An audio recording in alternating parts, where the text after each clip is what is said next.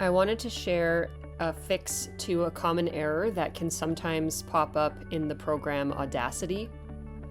So what I have here is my WAV file audio that I've imported. I went up and applied an effect to it to normalize, and now I wanted to listen back to it to see how it sounds with that effect applied. So when you click on play, sometimes the program will give you this error opening sound device.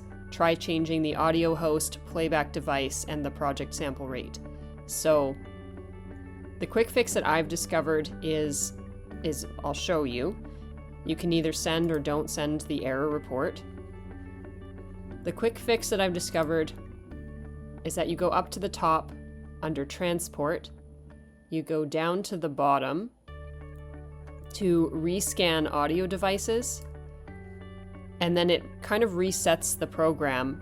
What I've discovered is that this usually tends to happen when you unplug or plug in your headphones, or you change the area where your program is listening from, and it can sometimes mess it up.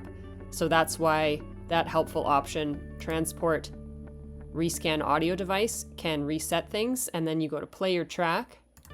I've been thinking. And there it is. It's working now. So just a quick fix to share with you today.